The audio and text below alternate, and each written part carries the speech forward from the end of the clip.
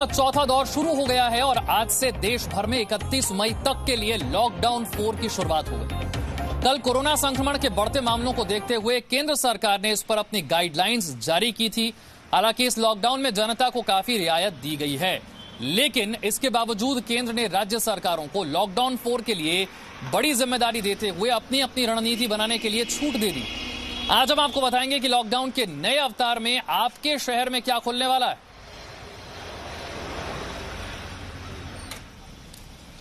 तो आइए सबसे पहले बात करते हैं राजधानी दिल्ली की। अब से थोड़ी देर पहले दिल्ली के मुख्यमंत्री अरविंद केजरीवाल ने प्रेस कॉन्फ्रेंस की।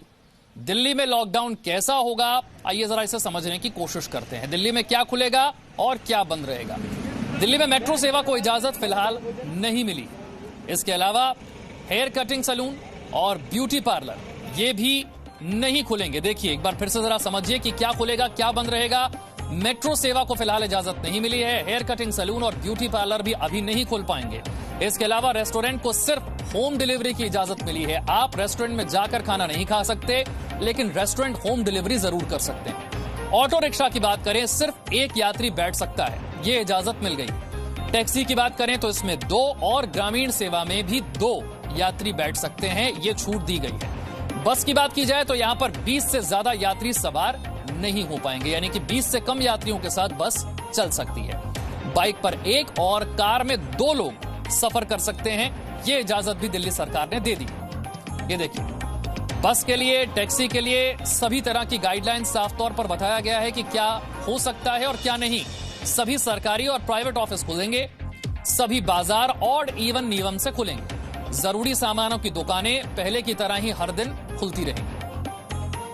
हमें पता नहीं था कोरोना में क्या क्या तैयारियां करनी है, लेकिन पिछले 1.5-2 महीने के अंदर अब हमने कोरोना के लिए अलग से अस्पताल नामांकित कर दिए, अलग से बेड लगा दिए, वेंटिलेटर का इंतजाम कर लिया, ऑक्सीजन का इंतजाम कर लिया, पीपी किट का इंतजाम कर लिया, टेस्टिंग किट का इंतजाम कर लिया। अब हमें अपनी अर्थव्यवस्था को धीरे धीरे खोलने की दिशा में बढ़ना है। एकदम से भी नहीं खोल सकते, अब धीरे धीरे हमें खोलने की दिशा में बढ़ना है। ट्रांसपोर्टेशन को खोला जा रहा है, तो auto rickshaw, e rickshaw, cycle rickshaw ये अलाउड होंगे, लेकिन केवल 1 पैसेंजर। टैक्सी, कैब्स ये अलाउड होंगे, लेकिन केवल 2 पैसेंजर्स। ग्रामीण सेवा, फटफट सेवा, इको फ्रेंडली सेवा ये अलाउड होंगे, लेकिन केवल 2 पैसेंजर्स। दिल्ली में बसें चलना चालू हो जाएगा, एक बस में 20 से ज्यादा पैसेंजर्स अलाउड नहीं होंगे। और हमारे साथ दिल्ली, बेंगलुरु और कोलकाता से हमारे 3 सहयोगी जुड़ रहे हैं। बताएंगे आपको कि अलग अलग राज्यों में लॉकडाउन 4 को लेकर अब क्या प्लानिंग की गई है। सबसे पहले दिल्ली में क्या प्लानिंग है जरा समझते हैं। ब्रह्म प्रकाश हमारे साथ है। ब्रह्म प्रकाश, जो प्रेस कॉन्फ्रेंस मुख्यमंत्री ने की दिल्ली के, तो दिल्ली वालों को अब 31 मई तक क्या रियायत मिलने जा रही है? देखिए, दिल्ली में मुख्यमंत्री ने बाकायदा सारी चीजें बताई हैं कि किस तरह से मार्केट खोले जाएंगे। देखिए, सबसे प्रमुख बातें मैं बता दूं, एक तो मार्केट में जो सिंगल दुकानें हैं वो खुलनी शुरू हो जाएंगी। आधी दुकानें एक दिन खुलेंगी, आधी दूसरी ऑड इवन के आधार पर। ये फॉर्मूला दुकानों के लिए लागू किया गया है। दूसरी महत्वपूर्ण बात कि परिवहन के माध्यम है, टैक्सी, ऑटो रिक्शा ये सब शुरू हो जाएंगे। हालांकि इनमें रिस्ट्रिक्शंस रखी गई हैं कि ऑटो में एक ही व्यक्ति सफर कर सकता है। इसी तरह अगर टैक्सी है तो उसमें दो ही व्यक्ति सफर कर सकते हैं ड्राइवर के अलावा। तो फिजिकल डिस्टेंस को मेंटेन रखते हुए परिवहन की सुविधा भी शुरू की गई है। अच्छी बात यह है कि बसों की भी शुरुआत हो रही है, सार्वजनिक परिवहन की। इसमें 20 लोग ही सफर।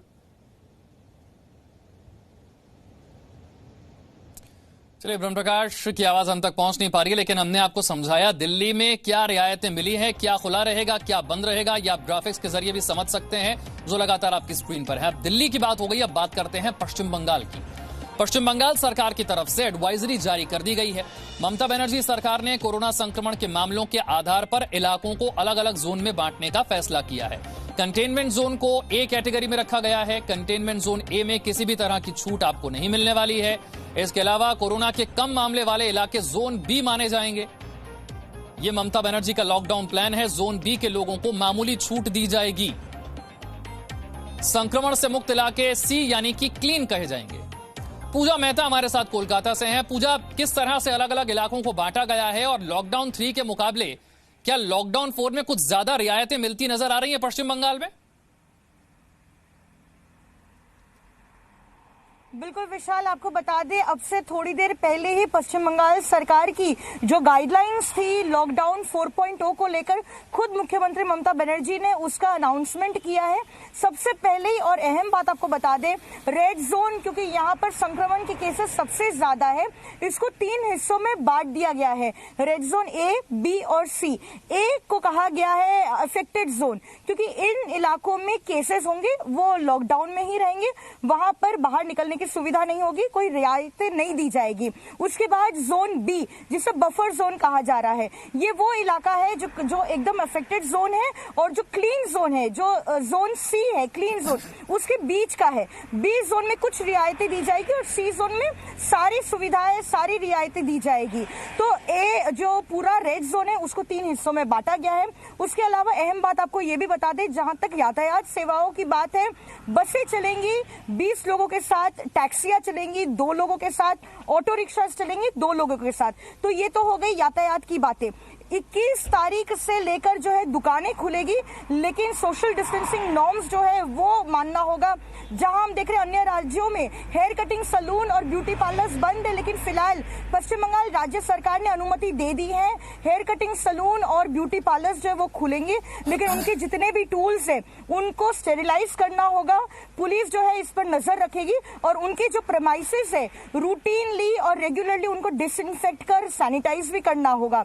तो ये कुछ थे। और उसके अलावा अगर ऑफिसेस या दफ्तरों की बात करें तो 50% वर्कफोर्स के साथ जो है ये दफ्तर खुल सकते हैं, लेकिन सोशल डिस्टेंसिंग नॉर्म्स जो है वो उनको फॉलो करने होंगे। तो धीरे धीरे जो है हालात सामान्य होते हुए दिख रहे हैं और जो रियायतें नहीं दी गई थी लॉकडाउन 3.0 में अब दी जा रही है राज्य सरकार की ओर से लॉकडाउन 4.0 में। पश्चिम बंगाल में क्या स्थिति है? 31 मई तक आपको क्या रियायत मिलेगी, ये पूजा ने आपको समझाया। अब जरा कर्नाटक की बात करते हैं। कर्नाटक में लॉकडाउन 4 में क्या खुलने वाला है, जरा ये भी समझने की कोशिश करते हैं। लॉकडाउन 4 का प्लान क्या है कर्नाटक का? कर्नाटक में 4 राज्य के लोगों की एंट्री पर पाबंदी लगा दी गई। केरल, तमिलनाडु, महाराष्ट्र और गुजरात से एंट्री नहीं हो पाएगी कर्नाटक में। 19 मई से कर्नाटक में बस सेवा की शुरुआत कर दी जाएगी। 2 जिलों के बीच चलने वाली बसें भी चल पाएंगी। टैक्सी और ऑटो चलाने की इजाजत भी दे दी गई है। कंटेनमेंट एरिया को छोड़कर बाकी सभी जगहों पर ट्रांसपोर्ट की इजाजत भी होगी। पब्लिक पार्क को खोल दिया जाएगा। 31 मई तक दूसरे राज्यों से आने वाले लोग जो हैं वो क्वारंटाइन में रहेंगे। सभी स्टैंड अलोन दुकानों को सुबह 9 बजे से लेकर शाम 7 बजे तक खोलने की अनुमति दी जाएगी। कर्नाटक के अंदर ट्रेन सेवाओं को भी मंजूरी मिलेगी। और क्या रियायत मिलने वाली है? बेंगलुरु से जयपाल हमारे साथ है। जयपाल, लॉकडाउन 4 का क्या प्लान है कर्नाटक सरकार का और कर्नाटक के लोगों को और क्या रियायत मिलने वाली?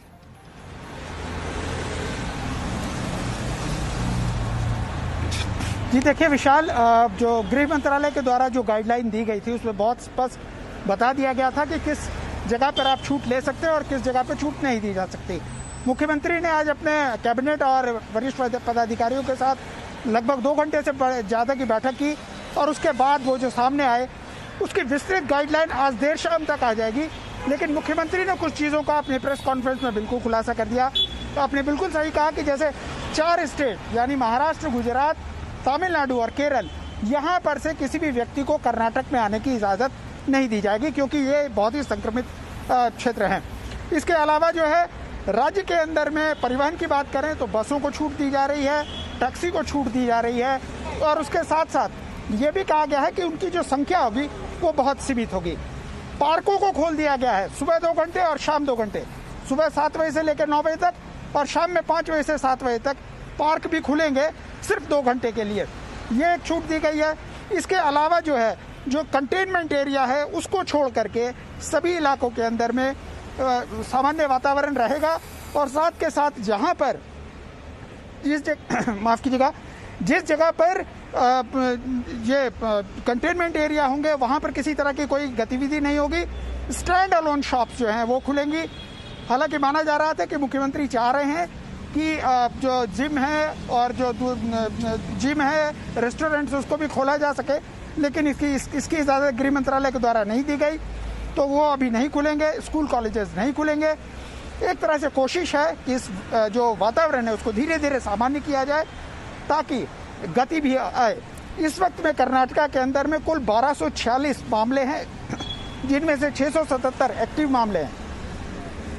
राज्य सरकार इस बात को बेहतर तरीके से जानती है कि जिस तरह से ये जब खोला जाएगा तो पॉजिटिव मामले भी बढ़ेंगे। बिल्कुल, कर्नाटक में स्थिति क्या है और लॉकडाउन 4 के लिए कर्नाटक सरकार का प्लान क्या है, ये जयपाल ने समझाया। अब बात कर लेते हैं महाराष्ट्र की। महाराष्ट्र यानी कि वो राज्य जहां पर कोरोना के मामले सबसे ज्यादा हैं। महाराष्ट्र की स्थिति क्या है, महाराष्ट्र सरकार की लॉकडाउन 4 को लेकर प्लानिंग क्या है, ये समझने के लिए सोनल हमारे साथ हैं। सोनल, महाराष्ट्र की हम बात करें और खासतौर से मुंबई और पुणे की अगर हम बात करें, क्या रियायतें मिलने जा रही हैं 31 मई तक लॉकडाउन 4 में? देखिए, जहां तक बात करें लॉकडाउन 4.0 की, तो जो महाराष्ट्र के सीएम हैं उद्धव ठाकरे जी, वो तकरीबन 8 बजे के बाद वीडियो संवाद साधने वाले हैं, जिस दौरान वो सारी जो गाइडलाइंस हैं, वो जो सारी चीजें हैं उसको डिस्क्लोज करेंगे, लोगों के सामने लाएंगे। लेकिन फिलहाल जो जिस तरह का सोर्सेज से पता चल रहा है कि जो 4 जोन्स की हम लगातार बात कर रहे हैं, red zone, green zone, orange zone और कंटेनमेंट जोन, उन सबको लेकर अलग अलग रूल्स को लेकर वो सामने आएंगे। खास तौर पर अगर मुंबई और मुंबई के पास ठाणे इलाके की बात करें तो वो कम्प्लीटली रेड जोन में आता है। ऐसे में मुंबई को रियायत मिलने में कहीं ना कहीं थोड़ा सा प्रॉब्लम होगा। जो गाइडलाइंस आएंगी उसमें जो पहले 3.0 में जिस तरह की छूट नहीं मिली थी, उस तरह की चीजें भी नजर आएंगी। लेकिन हमें इंतजार करना होगा 8 बजे जो सीएम हैं उद्धव ठाकरे जी उनके वीडियो का। जी, खासतौर से मुंबई की हम बात करें, वहां पर जो केसेस बढ़ रहे थे उसे ध्यान में रखते हुए क्या मुंबई को कुछ रियायत मिलेगी? क्योंकि अर्थव्यवस्था का पहिया अगर फिर घुमाना है तो मुंबई में रियायतें जरूरी होंगी, लेकिन मुंबई की हालत क्या इस बात की इजाजत देती है कि वहां रियायत मिले? देखिए, जिस तरह से लगातार केसेस बढ़ रहे हैं, तकरीबन 33,000 के आसपास का आंकड़ा पार कर चुके हैं मुंबई, और पॉजिटिव केसेस लगातार हर रोज बेहिसाब बढ़ते जा रहे हैं। और छूट देने का मतलब यह है कि इनकी संख्या में और ज्यादा वृद्धि होगी, और ऐसे में जो महाराष्ट्र सरकार है वो सारे एहतियात बरतने के लिए तैयार है। आपको बता दें कि सबसे जल्दी ही ओपन हॉस्पिटल जो बना है 1008 बेड का बीकेसी में, वो बहुत ही ज्यादा अच्छा काम किया गया है, और खुद सीएम उद्धव ठाकरे ने वहां पर विजिट किया है और सारी चीजों का मुआयना किया है। तो इस हिसाब से महाराष्ट्र सरकार कहीं ना कहीं अपने आप को तैयार भी कर रही है। जिस तरह से महाराष्ट्र, मुंबई और आसपास के इलाकों में कोरोना के केसेस बढ़ रहे हैं, उनसे लड़ने की तैयारी, लेकिन साथ ही साथ हम सभी को वापस पटरी पर आना होगा। मुंबई आर्थिक राजधानी है और सबसे ज्यादा जो एक्टिविटीज है, बिल्कुल इंतजार करना होगा। सरकार का प्लान मुंबई को लेकर, स्पेसिफिकली मुंबई को लेकर क्या है, कैसे यहां पर रियायत दी जाएगी? एक बार फिर से कोलकाता चलते हैं, पूजा हमारे साथ हैं। पूजा, श्रमिकों को लेकर पिछले दिनों जिस तरह से राजनीति हुई है, उसके बाद क्या श्रमिकों को लेकर स्थिति अब साफ हो पाई है? सरकार की कोई स्पष्ट नीति है कि श्रमिकों को कैसे लाया जाएगा, और जब लाया जाएगा तो आगे उनकी टेस्टिंग कैसे होगी, क्वारंटाइन कैसे किया जाएगा? जी बिल्कुल विशाल, आज आपको बता दें कि खुद मुख्यमंत्री ममता बनर्जी जब आज प्रेस कॉन्फ्रेंस कर रही थी, गाइडलाइंस खुद जारी कर रही थी, तब ये प्रवासी श्रमिकों का जो इशू है वो जरूर उठा था। उन्होंने ये कहा कि अन्य राज्यों में जहां ट्रेनें जा रही है, राज्य सरकार भी जो है ट्रेनों का रिक्विजिशन दे रही है, लेकिन सबसे बड़ी समस्या जो हो रही है, एक एक गाँव में या जहां जहां ये प्रवासी मजदूर जो वापस आ रहे हैं उनकी स्क्रीनिंग करनी है, संख्या काफी ज्यादा है, तो कहीं ना कहीं काफी दिक्कतों का भी सामना करना पड़ रहा है। लेकिन एक अहम बात उन्होंने ये बताई कि अभी तक राज्य सरकार ने सेंट्रल गवर्नमेंट के पास या मिनिस्ट्री ऑफ रेलवे के पास कुल मिलाकर 105 ट्रेनें का जो है रिक्विजिशन दिया था, बाद में 15 और ट्रेनों का रिक्विजिशन दिया था।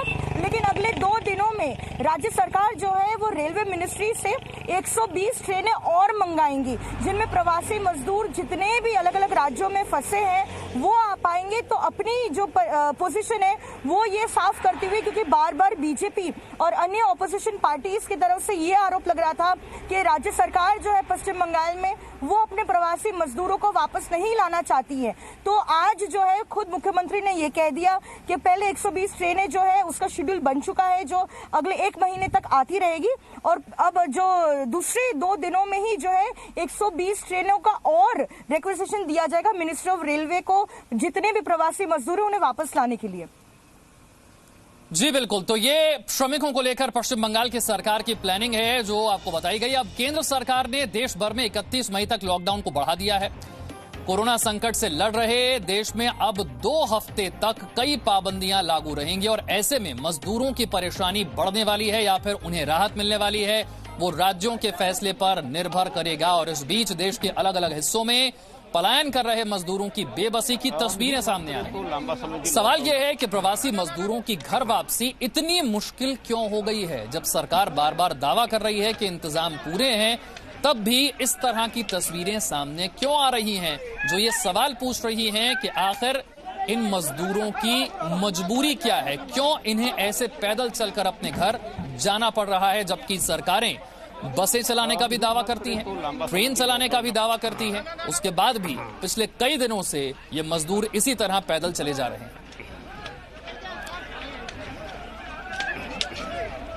गुजरात के अहमदाबाद में घर वापसी की मांग कर रहे मजदूरों और पुलिस के बीच झड़प हो गई। मजदूरों ने पुलिस पर पथराव कर दिया तो पुलिस ने भी लाठीचार्ज किया।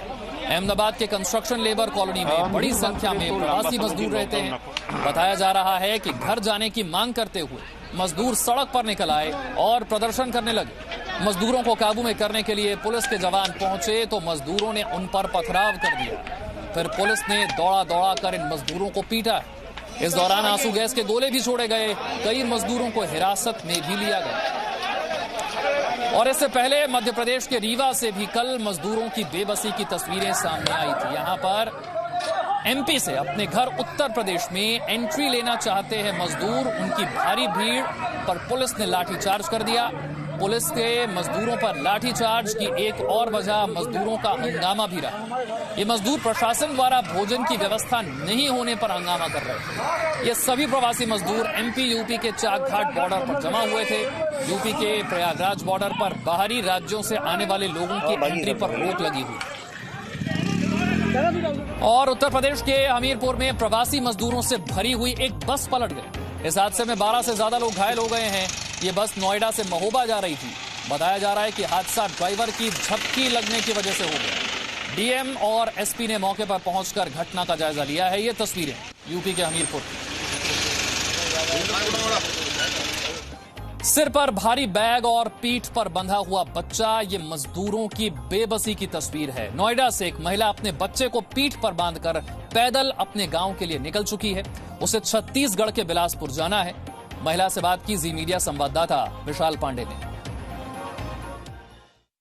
नोएडा गाजियाबाद से किस तरह से जो प्रवासी मजदूर हैं वो पैदल निकल रहे हैं और आप देखिए कि ये भी एक तस्वीर है अपने बच्चे को पीछे बांधकर और सर पर बैग रखकर जो यहाँ पर लोग हैं वो अपने घर के लिए निकले हैं। आप ये तस्वीर देख सकते हैं, नेशनल हाईवे की तस्वीर है। ऐसी तस्वीरें देश भर से देखने को मिल रही हैं, पर आप देखिए ये मजबूरी का आलम है, पैदल चलना है। हम इन लोगों से पूछते हैं ये लोग कहाँ तक जा रहे हैं। क्या नाम है भैया आपका? क्या नाम है? मेरा अशोक। अशोक, कहाँ जा रहे हैं आप? नई दिल्ली। नई दिल्ली, यहाँ कहाँ रहते हैं? यहाँ गांव सिटी में रहते थे, काम करते थे वहाँ। कहाँ जाना है आगे? आगे नई दिल्ली जाना है, रेलवे स्टेशन। हाँ। और वहाँ से ट्रेन मिलेगा तो जाएंगे। तो आप सब लोग एक साथ ही है? हाँ, एक साथ ही है। क्या करते थे यहाँ पर? वहाँ काम कर रहे थे वहाँ। तो कोई बस वगैरह नहीं मिली आप लोगों को यहाँ से जाने के लिए? नहीं, कोई व्यवस्था नहीं कराया हम लोग को। देखिए यहाँ पर जो महिलाएं भी जा रही उनसे पूछेंगे। आप 2 मिनट बैग नीचे आप देखिए कि किस तरह से जो यहाँ पर लोग आगे बढ़ते हुए जा रहे हैं और बच्चों को गोदी में लेकर। क्या नाम है आपका? क्या नाम है? राजेश्वरी। राजेश्वरी, कब से पैदल चल रही हैं आप? आज से। अच्छा, 5 बजे से। हाँ, तो ये आप लोग इसी तरह से जा रहे हैं? कोई व्यवस्था नहीं मिली बस वगैरह की? नहीं मिला, इसलिए जा रहे हैं हम लोग। कहाँ जाना है? हमें अजी नई दिल्ली जाना है, फिर उधर बिलासपुर जाएंगे हम लोग। टिकट वगैरह कुछ मिला है? कुछ नहीं मिला है। अच्छा, तो देखिए ये एक आप तस्वीर देखिए कैसे अपने बच्चे को पीठ पर बांधकर महिलाएं पैदल आगे बढ़ रही हैं कि अपने घर पहुंच जाए। इन्हें बिलासपुर जाना था। ये यहाँ नोएडा गौर सिटी में रहती थी, काम करते थे ये लोग, लेकिन इन्हें किसी प्रकार की व्यवस्था बसों की नहीं मिली है कि ये अपने घर जाए, इसलिए पैदल ही निकल चुके हैं। कैमरामैन एस जयदीप के साथ विशाल पांडे, जी मीडिया, दिल्ली। ये हालत है मजदूरों की। एक बार फिर आज दिल्ली गाजीपुर बॉर्डर पर बड़ी संख्या में लोग इकट्ठे हो गए। जमा हुए लोगों का कहना था कि उन्हें पता चला कि बॉर्डर से दूसरे राज्यों तक जाने के लिए बस चलने वाली है। हालांकि अभी तक बसों के चलने को लेकर कोई फैसला नहीं हुआ है। लोगों का आरोप है कि उनके रहने खाने का कोई इंतजाम नहीं है। ट्रेन में जाने के लिए ऑनलाइन रजिस्ट्रेशन भी करवाया, लेकिन उससे भी जाने के लिए कोई सुविधा मिल नहीं पा रही। इसलिए दिल्ली गाजीपुर बॉर्डर पर ये लोग आ गए। मजदूरों की वजह से दिल्ली गाजियाबाद बॉर्डर पर जाम भी लग गया। ये तस्वीरें आप देख रहे हैं। पुलिस भी बड़ी संख्या में यहां पर पहुंची हुई है। दिल्ली गाजियाबाद बॉर्डर पर गाड़ियों की लाइन भी लगी। गाजीपुर बॉर्डर पर बड़ी संख्या में लोग इकट्ठा हो गए। दिल्ली में भी बिहार यूपी के काफी मजदूर रहते हैं। जी मीडिया संवाददाता अश्विनी गुप्ता ने 3 ऐसे मजदूरों से बात की है जिन्होंने बिहार जाने के लिए बस का टिकट करीब 8,000 में बुक कराया। हालांकि पैसा लेने के बावजूद ट्रैवल एजेंट अब फोन नहीं उठा रहे। दिल्ली के गाजीपुर बॉर्डर पर तमाम माइग्रेंट्स का आना जारी है। आप देखिए कि गाजीपुर पर फ्लाईओवर के नीचे तमाम लोग बैठे हुए हैं। ये दिल्ली के अलग अलग इलाकों से और कुछ बाहर से भी यहाँ पर चल कर के आए हैं और इस उम्मीद में ये लोग यहाँ पर आए हैं कि यहाँ से इन्हें दिल्ली से बाहर जाने के लिए बसें मिल जाएंगी। कई जगह से इन लोगों को ये पता चला कि बसें चल रही हैं और इसी वजह से ये लोग यहाँ पर पहुंचे हैं। तो यहाँ अजमेरी गेट से आए, जाना है बिहार और बस का टिकट भी बुक है, लेकिन पुलिस वाले अंदर जाने नहीं दे रहे हैं। बस का टिकट बुक है? हाँ, दिखाइए। दिखा रहा हूँ। कहाँ पे बुक किया आपने बस का टिकट? ऑनलाइन बुक हो रहा है बस का टिकट। अच्छा, तो बसें तो अभी चल नहीं रही हैं? ऑनलाइन बुक हो रही है जी। ये किसी ट्रैवल एजेंसी से बुक हुआ है? हाँ। क्या पैसे लिए इसमें? हाँ, पैसे लिए हैं। कितने पैसे लिए? पैसे इसके 2834 रुपए का टिकट। 2834 रुपए? हाँ। क्या बताया था उसने? बुक हो रहा था जी, बुक कर लिए। हाँ, बुक हो रहा था, बुक कर लिए। अच्छा, तो उसने क्या बताया टिकट बुक किया है? इसमें इंफॉर्मेशन है यही आनंद विहार पे बस चलेगी आनंद विहार से। कब जाने के लिए निकली? कब जाने के लिए? 6 बजे खुलेगी यहाँ से। 6 बजे? हाँ। आज शाम को? हाँ, लेकिन अंदर जाने नहीं दे रहे। हाँ? पुलिस वाले अंदर जाने नहीं दे रहे हैं। अंदर जाने नहीं दे रहे? आनंद विहार से खुलेगी? हाँ। कि इन्होंने एक ट्रैवल एजेंसी के जरिए टिकट भी बुक कर लिया है। इसके लिए इनसे पैसे भी लिए गए हैं और ये कहा गया है कि बस जो है यहाँ से जाएगी। इसी तरह से तमाम लोग यहाँ पर बैठे हुए हैं। कुछ लोगों का ये कहना है कि वो लोग इस उम्मीद में आए हैं कि यहाँ से बस मिल जाएगी। कुछ लोगों का ये कहना है कि इनके पास बस टिकट भी है और इसीलिए यहाँ पर ये लोग बैठ करके इंतजार कर रहे हैं। अश्विनी कुमार गुप्ता, जी मीडिया, दिल्ली। घर जाना है लेकिन सही जानकारी नहीं है, इसीलिए अब दर बदर भटक रहे हैं। छोटा सा ब्रेक, फौरन हाजिर होंगे। No signal, no worry. Presenting Z News app with live TV, latest updates and expert opinion. Available on Google Play and App Store. Download it now.